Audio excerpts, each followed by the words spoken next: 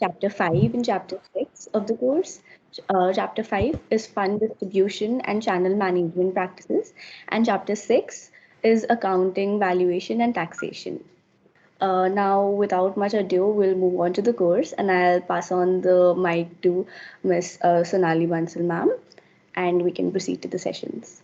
Please take over, ma'am. Thank you.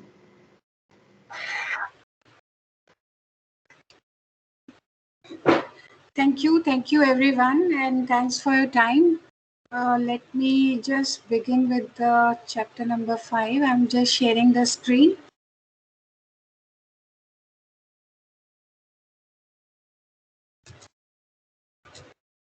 Is it visible to everyone? Yes, ma'am, it's visible. Okay.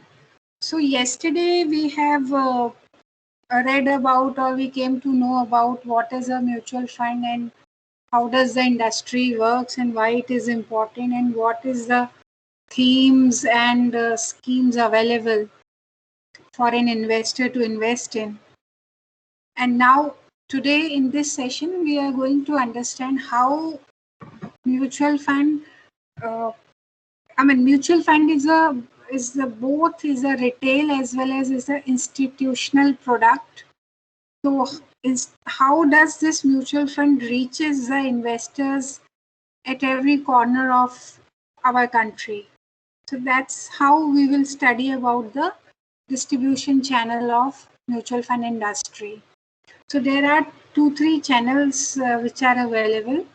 One is the institutional channel, which basically the distributors are basically banks, large brokerage firms, non-banking finance companies.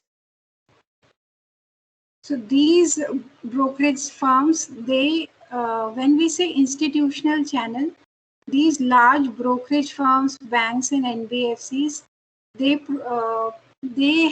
provide the mutual fund investment to corporates, or let's say to high net worth individuals, where the investment size is high in amount. Maybe let's say running into 100 crores, 200 crores, 500 crores. Some of the corporate treasuries, they are invested in mutual funds for more than 5,000 crores, 10,000 crores, like Reliance, TCS, Infosys. They are all cash surplus companies which have parked most of their idle funds in the mutual fund industry. So institutional channels caters to such large investors who are very high in value but very low in numbers, and also to high net worth individuals, NRIs, who have surplus funds to invest in large value. Then there are institutional channels also have agents enrolled with them who worked as the sub-brokers.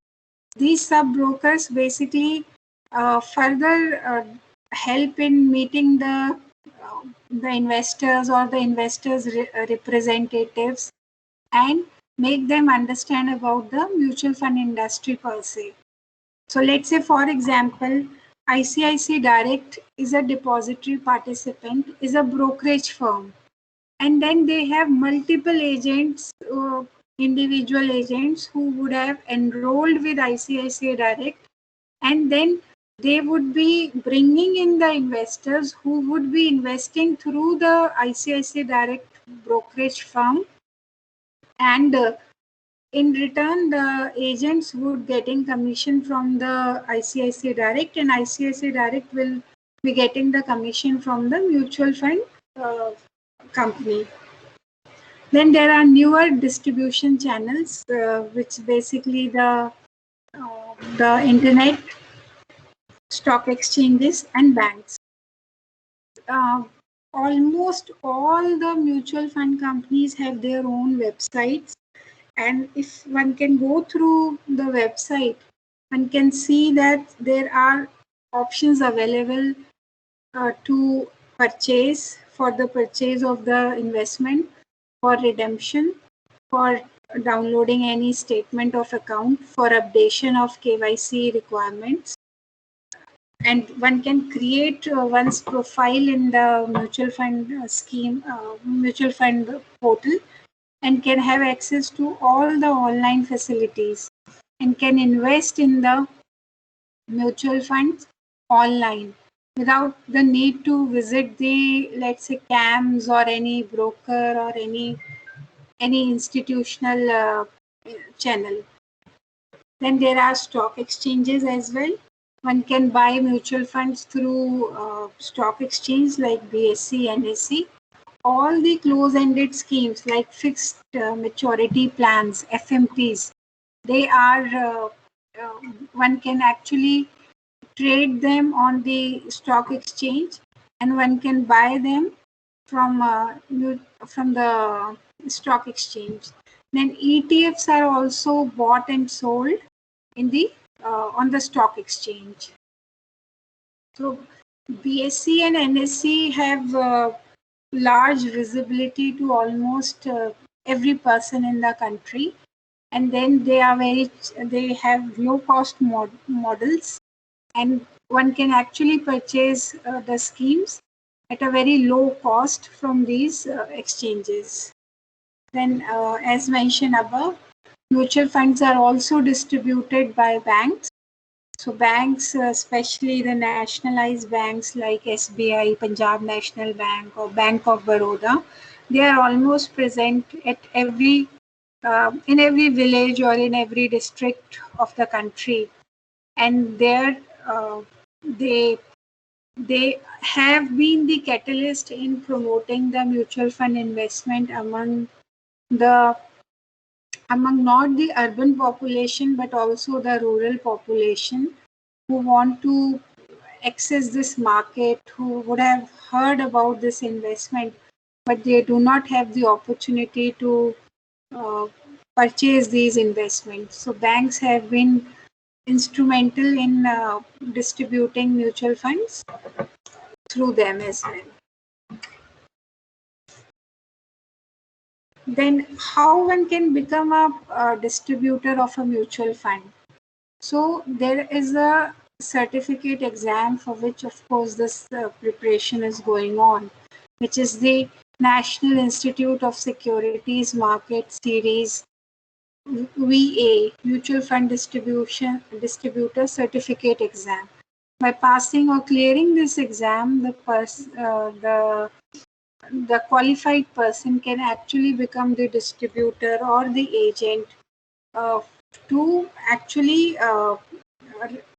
recommend the scheme, mutual fund scheme, to the investor, as well as to distribute them through them directly and also through the institutional channels. Without being a certified NSIM professional, one cannot actually propose or recommend or even get the investment through them in mutual fund. It is a compulsory requirement to obtain NSIM certification. It is a SEBI requirement as well, but there is an exception to it. Those people who have attained the age of 50 years or more, or who have at least 10 years of experience in the securities market, as on 31st of May 2010, those need not have to actually go for the NSIM certificate. I mean, they can get the NSIM certificate or qualify for the CPE programs by attending the classroom credits. Just a second. Yeah. So what are the know your distributor requirements? So there are, before one can become the distributor of mutual funds, certain KYC documents need to be completed with MFI, which are as follows, like the PAN card, then there is a proof of PAN card for as the proof of identity, and any documents as the proof of address, maybe Aadhaar card or maybe voter's card or the passport. And then these documents need to be presented with the CAM's POS, point of service, along with the original documents so that one can verify it and complete the KYD requirement. So there is a biometric process as well, which consists of taking the impression of the index finger of the right hand of the ARN holder. So once you are, so ARN is MFI registration number. Once you clear the NSIM certificate exam, then there is a ARN number is being given to the professional, and basis that ARN number, one can complete the KYD requirements. Now, how to obtain the MFI registration number? After obtaining the certification and completing KYD requirements, the next stage is to register with MFI. Sorry, I think I have communicated that ARN is to be obtained firstly and then the KYD is to be completed. No, it's not that case. Firstly, the distributor or the agent has to qualify the certification and then complete the KYD requirements, and then to obtain the ARN with from MFI.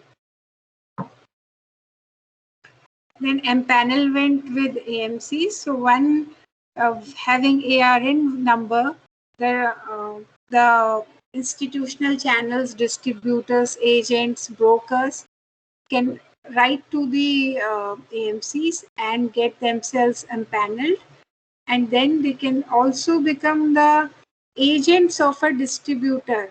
As I said, by giving the example of ICICI Direct, that who is already empaneled with AMCs. So empanelment with the AMC or enrollment as the agent of an empaneled distributor is compulsory to be able to sell mutual fund schemes and earn the commissions.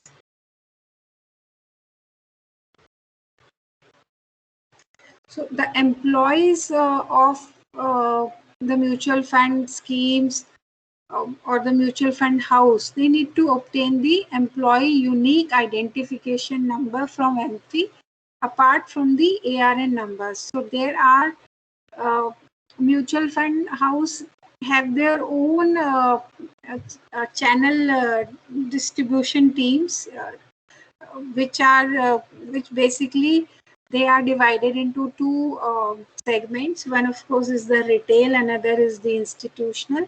So these teams work with the corporates, and these are the institutional channel teams, and those works with the retail segment like banks or high net worth individuals. They become the retail segment. So for these employees who can actually meet the corporates or the HNIs or the banks, apart from the ARN number, they must have the EUIN as well, Employee Unique Identification Number from MFI. Now coming to the commission structure. So once the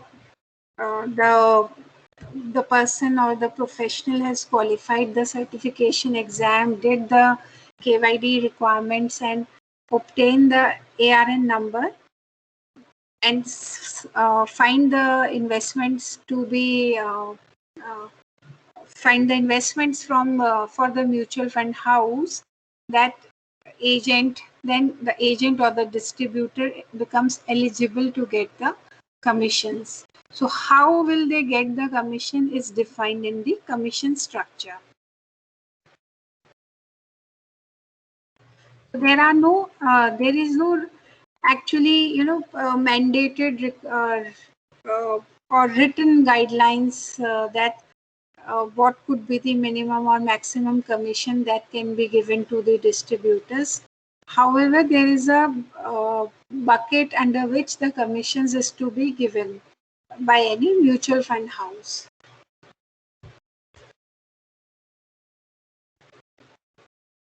There are two kinds of commissions which are earned by distributors once they mobilize the investments for the mutual fund house. One is the upfront commission, another is the trail commission. Upfront commission is that portion of the commission which they earn immediately once the investment is being sold to the investor. So these once the funds received by the mutual fund house, the mutual fund house immediately credit the account of the distributor by paying them the upfront commission. Second is the trail commission. Trail commission, as the name suggests, that it is being paid over the period of time. So it is calculated as, so there is a mechanism. Upfront commission could be, let's say, a fixed percentage of the NAV, or it will be a fixed absolute number. But trail commission, there is a defined formula for it. It is calculated as the percentage of the net assets attributable to the unit sold to the distributor, which means that whatever is the NAV for that particular day, trail commission, the percentage of trail commission is applied on that NAV, and then the amount will become payable by the mutual fund house to that distributor. So commission payable is calculated on daily balances, which means daily NAV, and paid out periodically to the distributor as per the agreement entered into with the AMC. So generally the trail commission is paid on a quarterly or monthly basis, and it is calculated as is being said earlier, that it is calculated on the net asset value. So higher the net asset value, the distributor is going to gain in terms of the trail commission. So let's say the initial investment principal amount was 10,000, and over a period of 1 year, and the trail commission period payout, let's say, has been 2 years, and after a year the investment becomes, let's say, 15,000, then the distributor is going to get higher trail commission on additional 5,000, which is the increment in the NAV or the market value of the initial investment. And there are transaction charges also, which is being paid to distributors for investment of 10,000 rupees or more. So basically, whenever an investor makes the investment of more than 10,000, then per investment rupees 100 is being deducted from the investor's principal amount and paid as the fees to the distributor. However, certain distributors, they decline, or they can give the declaration that the investors' funds not to be deducted for this 100 rupees charge, and they forego this rupees 100 distribution charge.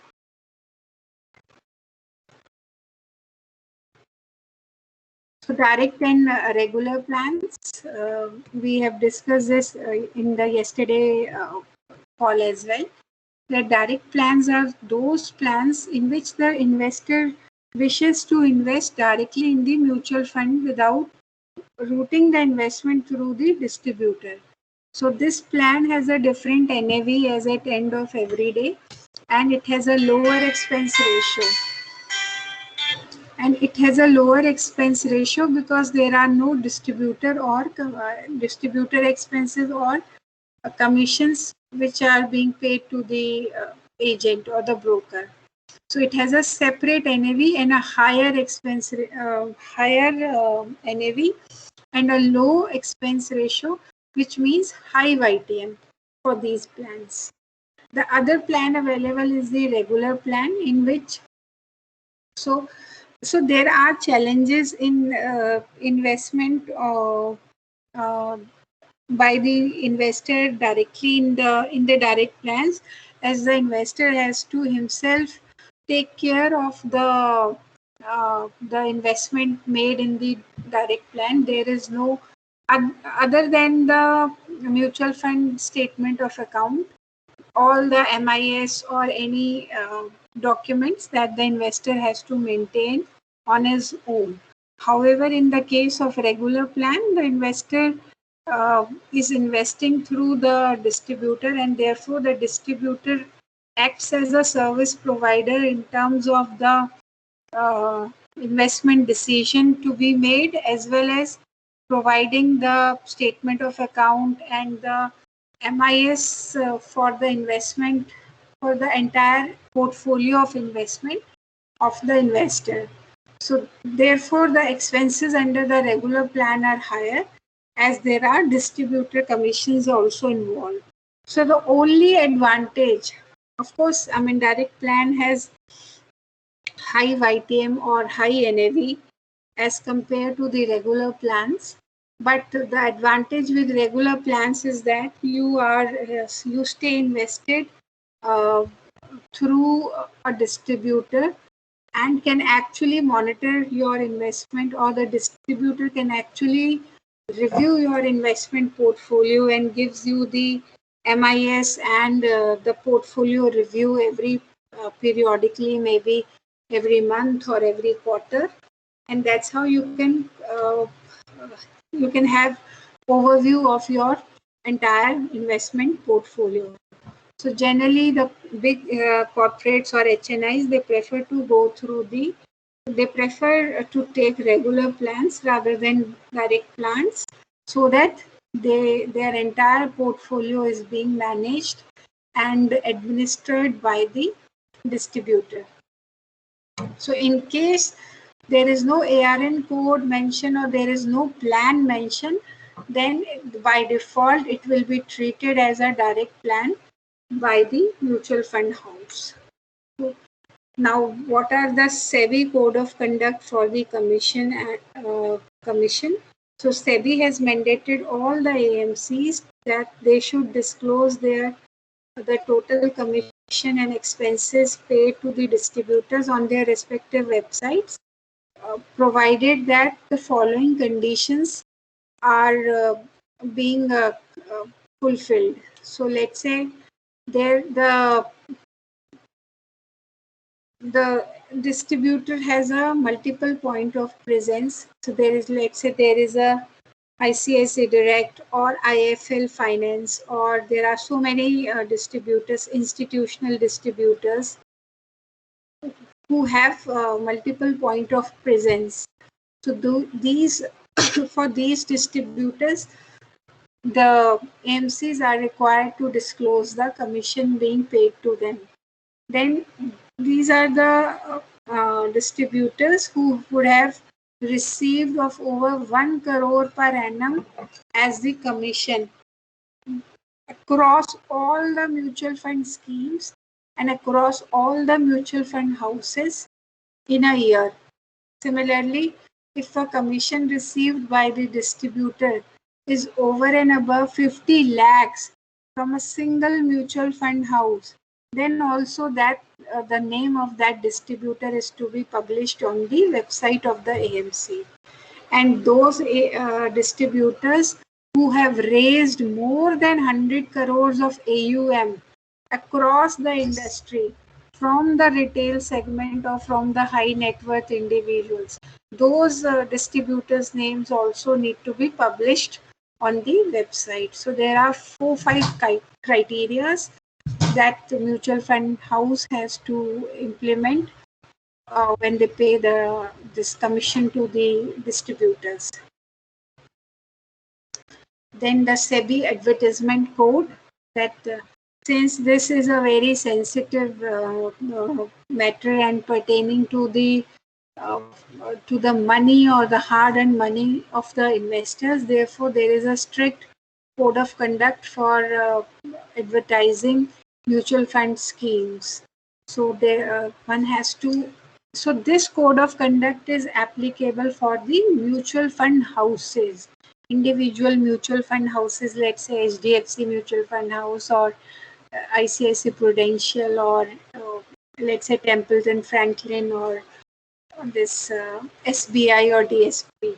So the advertisements given by any of these mutual fund houses should be or shall be accurate, true, fair, clear, complete, unambiguous and concise. So it should not uh, give a indication to the investor that it is a high return generating scheme, or it is very I mean it will give make the funds the funds the principal amount double or treble in a short period of time. So what is the reality that should come out of the advertisement? Then advertisement shall not contain any statements which are false, misleading, or biased, or based on any projections or assumptions. So they should not be, the mutual fund house should accurately disclose the details or the portfolio theme as declared to the SEBI in their advertisement also, so that there should not be any disconnect between the documents or the declaration given to SEBI and the advertisement. Then there should not be any celebrities which should be endorsing the advertisement, and there is a standard warning. We would have read or heard about this warning whenever there is a mutual fund advertisement comes in the print or radio, that mutual fund investments are subject to market risk.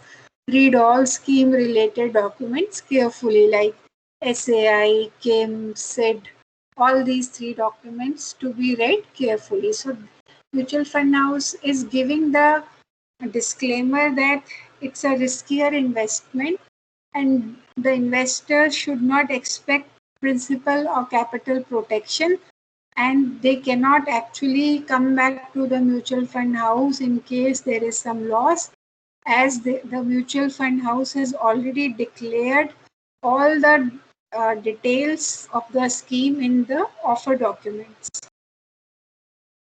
And then in the AV based advertisements, the standard warning in visual and accompanying voice should be audible in a clear and understandable manner. So print, one can read it legibly. So for the print, they have mentioned that it should be legible by naked eyes, and for AV also it should be audible in a clear and understandable manner, because there are charges to the time on for the time taken on the media, let's say TV or radio, or for the space taken in the print. So the higher the space taken, or the longer the duration of the advertisement, the higher would be the cost. So mutual fund houses can actually play around this cost part, and can actually play with the disclaimer or the warning. So SEBI has clearly mentioned that it has to be as per the standard terms given. And then disclosing performance related information of mutual fund schemes. So when the mutual fund scheme is in existence for more than 3 years, then there are returns to be published in for every scheme in all the documents, in all the published print material of the mutual fund house. So what are the returns which need to be published is point to point return. So point to point return is basically, let's say from today's date is 21st of September. So 3 years point to point return would be 3 years backward from today's date, which means 2109 2018. So 2019, 20, 21, 3 years.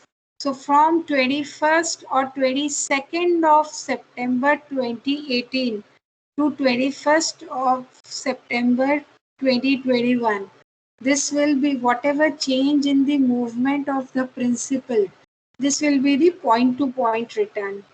Then there is a CAGR, which is capital adequacy growth ratio, which means that which is the basically the compounded rate of investment over a period of 1 year or 3 years or 5 years versus the benchmark index.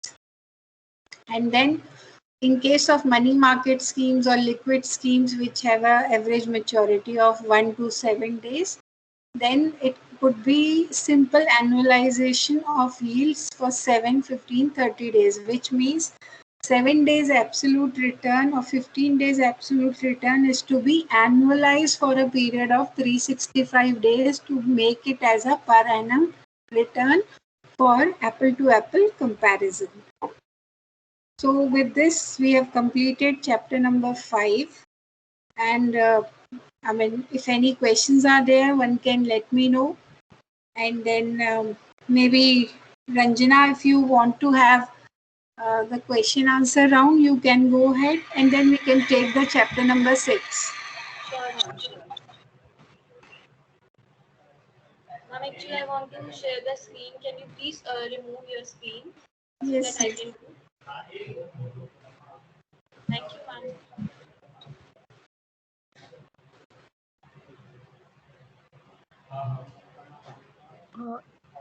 If anyone has any questions, please raise your hand right now.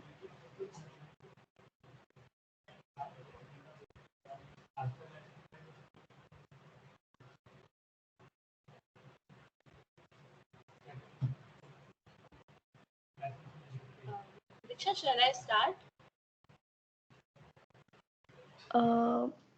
Yes, ma'am. Ma'am, I had a few questions for Sonika, ma'am. Okay, sure. Okay. So, ma'am, I wanted to ask what ETFs are. You mentioned them in the stock exchanges. So basically, ETFs are the exchange traded funds. Like we have mutual fund schemes given by the mutual fund houses. So is the exchange traded funds which is being given by the BSE and NSE exchanges. So any investment given by the exchange is called ETF, and any scheme investment which is given by a mutual fund house is the equity or debt fund. This is the difference. And ETF is the replicates the benchmark index.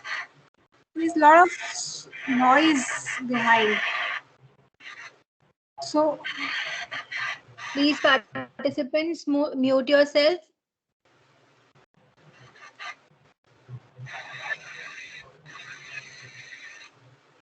So ETFs actually benchmark the index. Let's say there is a gold ETF, then it will benchmark the gold rates. If it is a Nifty 50 ETF, then it will benchmark all the 50 shares which are there in the Nifty. So this is the difference between ETF, or this is the ETF. Okay, ma'am. Ma'am, you also mentioned that no celebrities are allowed to endorse any mutual fund advertisements according Yes. to the SEBI guidelines. But like when we see all of these ads that come in with same mutual funds, say yeah, there are celebrities endorsing it. No, so see, those investments are, those advertisements are being given by MFI, not by any particular mutual fund house. So if you see or recheck or revisit those advertisements, you will not find any particular AMC name in those advertisements. That is simply the MFI investment awareness program, and it has nothing to do with the mutual fund, a particular mutual fund house. So you'll never find any advertisement of, let's say, HDFC or ICICI or DSP uh, endorsing any celebrity for their mutual fund schemes. Okay, ma'am. Thank you so much. Okay. Uh, I think no one else has a question, and if anyone else has a question, we'll take them up at the end. Ranjana, ma'am, you can please continue.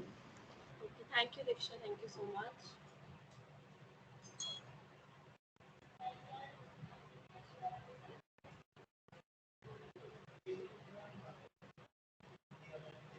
my screen is visible to everyone? Yes, ma'am. Okay. So yesterday we had completed question 15 and now we will start from question number 16. So my first question is, the auditor appointed to audit the scheme account is the same as the auditor of the AMC account. True or false? The auditor appointed to audit the scheme account is the same as the auditor of the AMC account. Anyone Ma'am, wants I to? think false. False. Why? Because the AMC accounts and scheme accounts are different, and I think there should be different bodies to audit both. That should Very not nice. overlap, maybe. So your answer is correct. The answer is false because the auditor appointed to audit the scheme account need to be different from the auditor of the AMC. So while the scheme auditor is appointed by the trustee, the AMC auditor is appointed by the AMC. So basically, if AMC want to audit anything, they will appoint themselves. Okay. Another question. This is very funny and very easy question. Which of the following cycle will a financial planner not consider? Business cycle, karma cycle, wealth cycle, life cycle. Anyone? Which of the following cycle will a financial planner not consider? Yes, please. It's karma cycle, ma'am. B option. Okay. Why karma cycle? Because obviously business cycle, wealth cycle, and life cycles, the financial planner consider. Exactly. Very nice. Good answer. Because the karma cycle is basically related to birth and rebirth. That doesn't have any link with the financial planning. So the answer is karma cycle. Very easy question, I guess. Which of these is not a function of SEBI?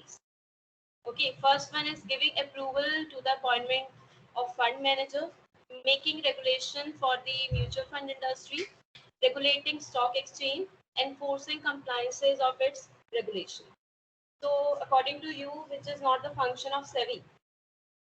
Answer A, giving approvals to the appointments of fund manager. Okay, correct answer. Because they will never like interfere or appoint any fund manager because that is a different task.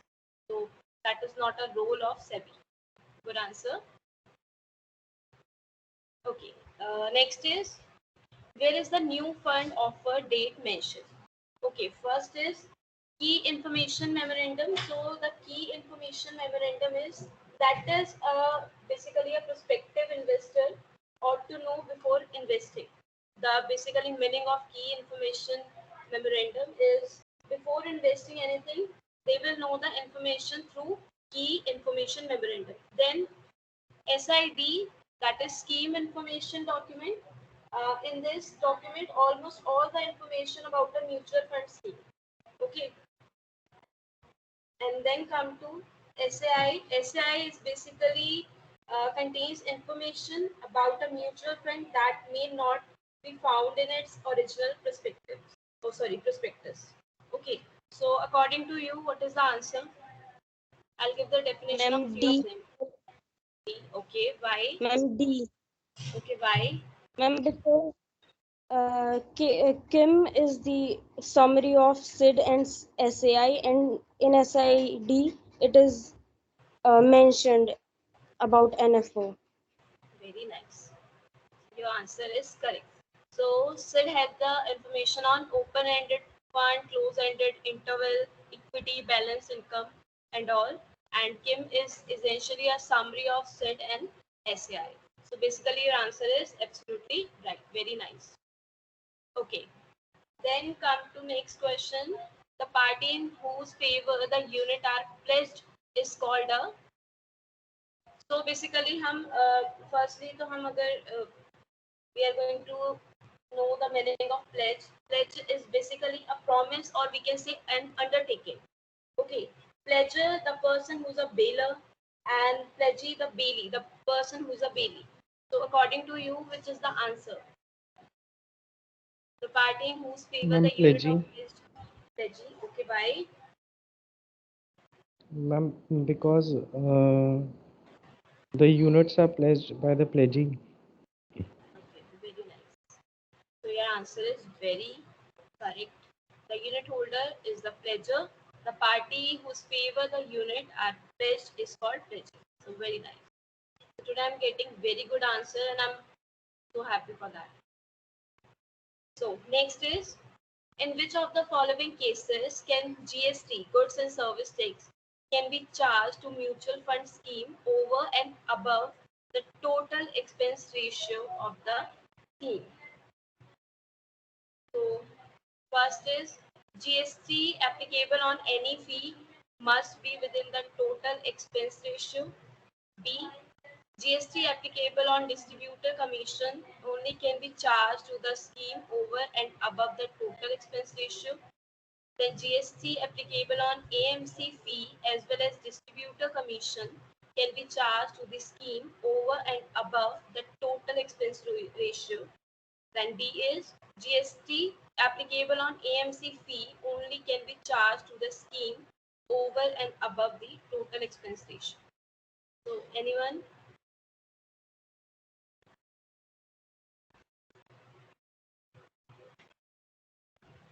Ma'am, Ma'am, D. C. C or D? Okay, why C and why D? One by one. Ma'am, so C, because right now, ma'am, Sonika ma'am told us that there is a particular commission structure and there are different commission structures, so the commission might increase according to that. Okay. And why D?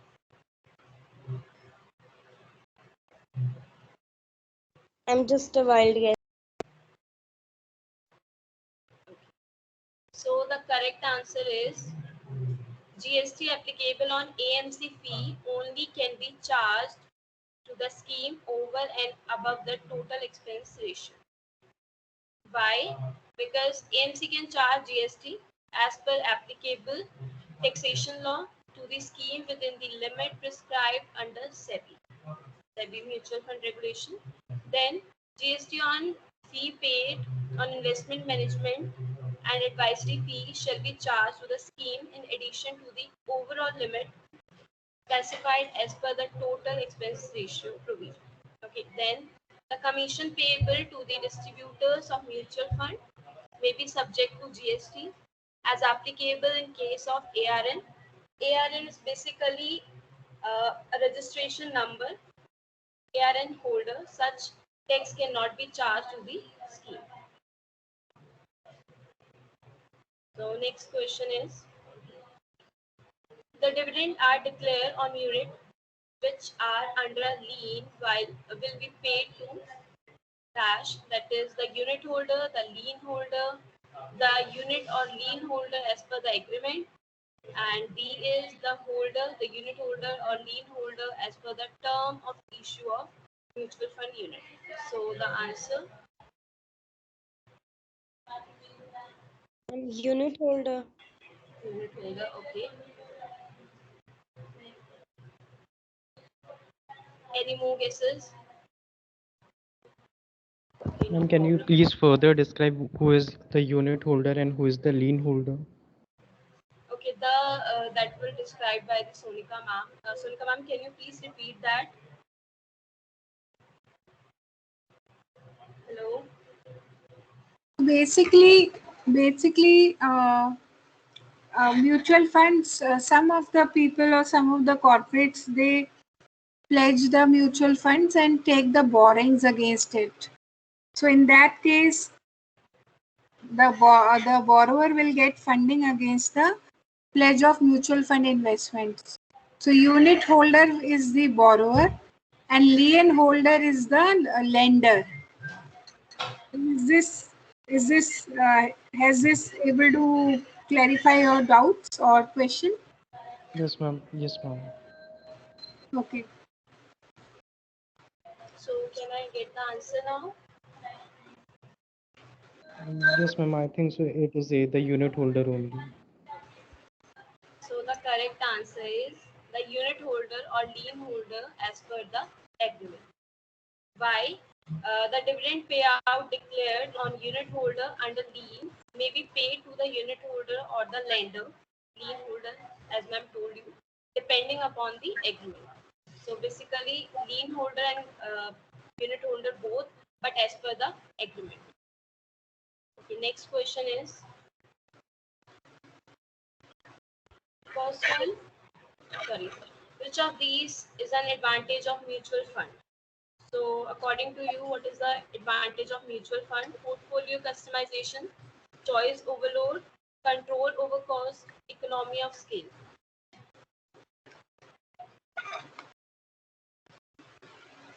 Ma'am, economies of scale. Okay, why?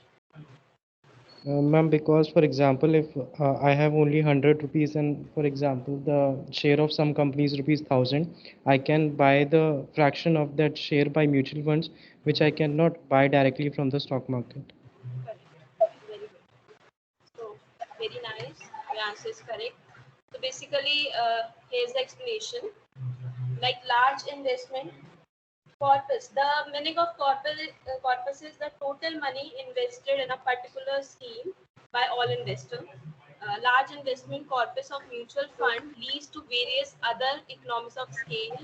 For instance, costs related to investment research and office space get spread across investor. Further, the higher transaction volume make it possible to negotiate better terms with brokers, bankers, and other service providers. And that are the limitations. Other options are the limitation. The only advantage we have is economies of scale, and other options are just limitation. Okay. Next question is, what is the maximum number of joint holder allowed as per the mutual fund application? Any guesses? Maximum number of joint holders. Ma'am, 5. 5. Okay. Any more guesses? Actually, that is 3. Minimum would be, Okay, ma'am. that is all about the joint holder. So the maximum ratio, maximum holders would be 3 only. Okay. So last question is, risk profile of an investor is influenced by, first, the need to take risk, the willingness to take risk, the ability to take risk. So according to you, what is the answer?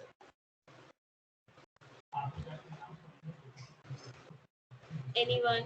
This is very simple. Like risk profile of an investor is influenced by which like option you are going to choose. The need to take risk, the willingness to take risk, the ability to take risk. Ma'am, all three of them. Yes, correct.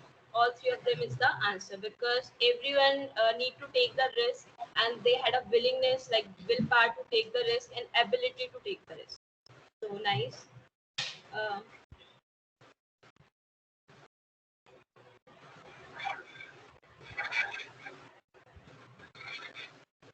thank you guys. Thank you so much. Thank you, Sonika ma'am. You can start now.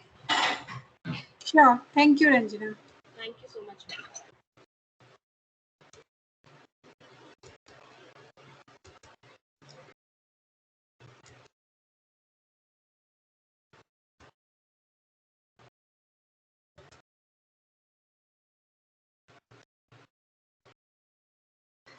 Is the screen visible to all?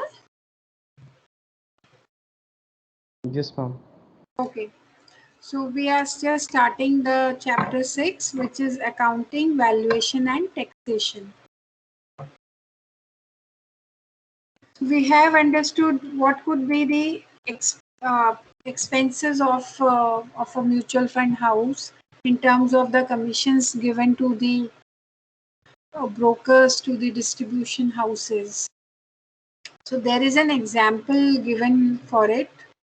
How does the accounting take place, or how would the balance sheet of a particular scheme looks like? So as usual, the balance sheet has liabilities and assets. So liability, it has unit capital, which is the investment received from the investors. Then the profits made by the scheme, net of expenses. And then there are certain expense payable, which let's say at the cut-off date, there might be some expenses payable, which becomes the part of the liability. And then capital appreciation on the investments.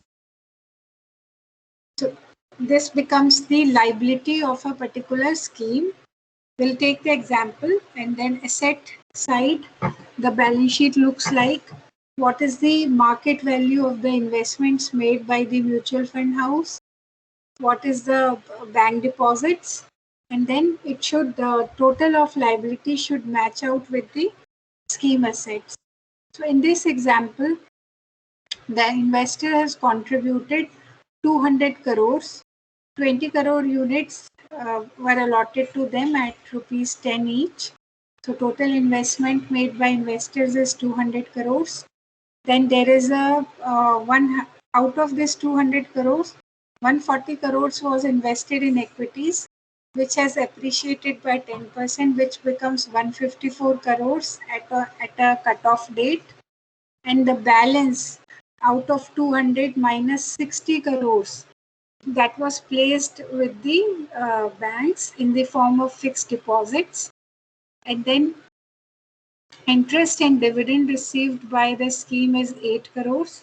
Scheme expenses paid is 4 crores.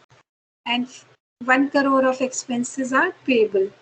So the balance sheet will look like unit capital of 200 crores. Profit we will arrive at later. And then there is a capital appreciation on equity investment, which is 14 crores. Since this is unrealized gain, it has to be matched in both the asset as well as liability side. Then there is 1 CR of expense payable. On the asset side, the equity market value, which is 154 crores, and then bank deposits of including interest and dividend of 64 crores. The profit is basically 8 CR dividend less scheme expenses of 4 crore less 1 CR of expense payable, which is 3 CR. That's how the balance sheet look like.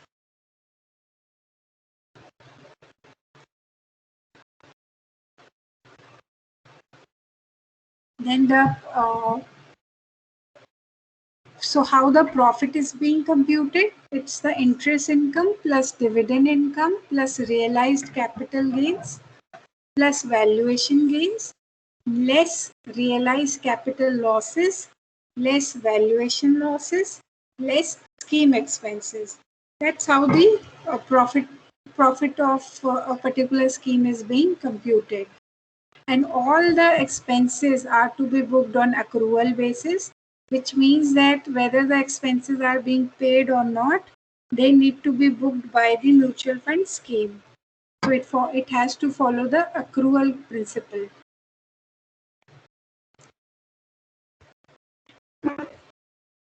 Similar is the case for the income. Whether or not the income has been actually received in the bank account, it has to follow accrual principle, just like we have seen that there is a 14 crore increase in the equity shares. So the 14 CR is the unrealized gain on the equity scheme. Now, here are two examples of calculating the NAV. We can take one of the example. So the criteria are given. Value of stocks 150 CR, value of bonds 67 CR, money market instrument 2.36 CR, dividend accrued but not received 1.09 CR, interest accrued but not received 2.68 CR, fees payable 0.36 CR, and number of outstanding units is 1.9 crores. So the formula to calculate NAV is add up all the investments made by the mutual fund scheme less the expense payable divided by the outstanding units. If we do so, then the NAV comes out to rupees 117.25 per unit. So this is the NAV per unit.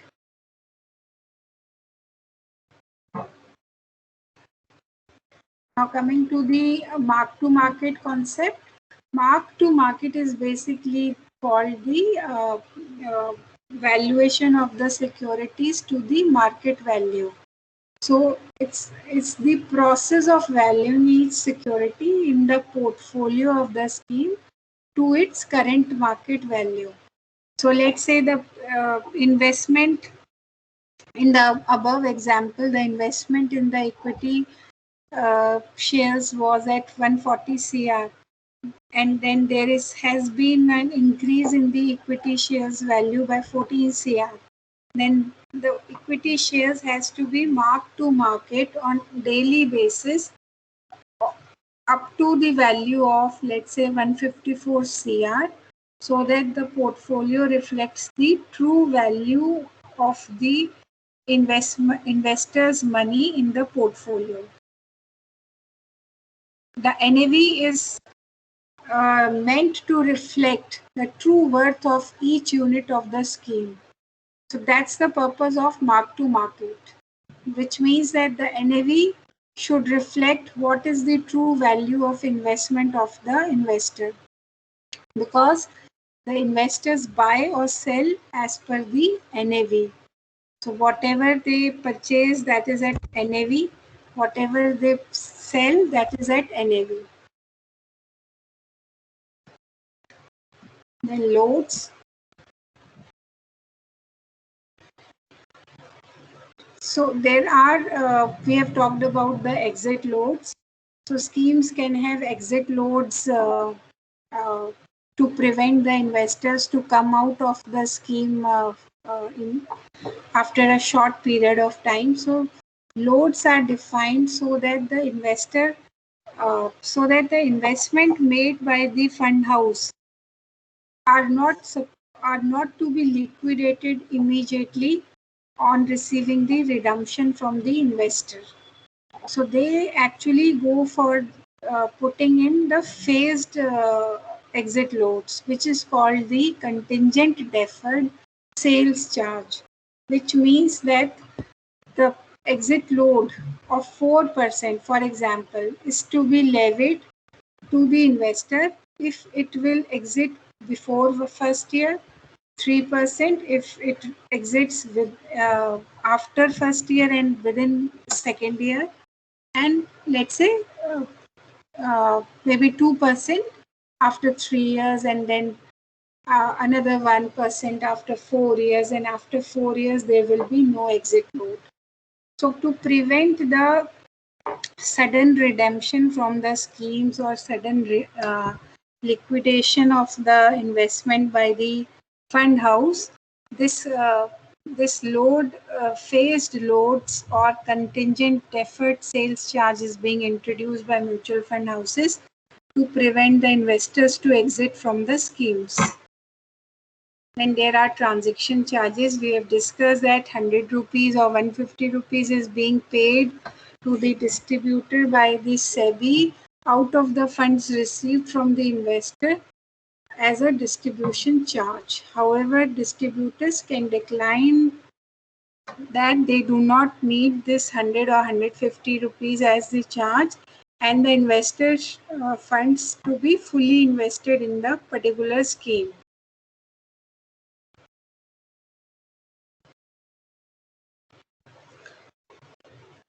There are certain scenarios where the transaction charge will not be deducted when the investors goes direct, which means the investor go for a direct plan rather than a regular plan. But obvious that it since it is a direct plan, there is no distributor involved. And for those cases where the distributors have chosen the opt-out option, which means decided not to charge transaction charges from the investor. So fees and expenses of the scheme. Investment and advisory fees are charged to the scheme by the AMC. So basically, AMC charges the management fees or management charges towards the salary and of the fund manager or the support staff to the particular scheme allocated to a scheme. Then there are two types of expenses while a mutual fund scheme is being managed: initial issue expenses and recurring expenses. Initial issuance expenses could be like the marketing expenses or the launch expenses or maybe some expenses relating to the study of a new fund offer. And recurring expenses are the fund running expenses incurred to manage the fund, the money raised from the investors. So running these initial issue expenses are one time only, and recurring expenses are the continuous expenses, which can actually reduce the NAV of the scheme if they are on the higher side. So what could be the recurring expenses? Fees of various service providers such as trustees, registrar, custodian, auditor, brokerage and transaction costs, marketing and selling expenses, advertisement, commission to distributors, communication expenses, listing fees, depository fees, insurance premium to ensure the assets purchased by the mutual fund scheme are properly insured. Then in case of gold ETFs, the cost of storage and handling cost of the gold. Then winding up cost for terminating a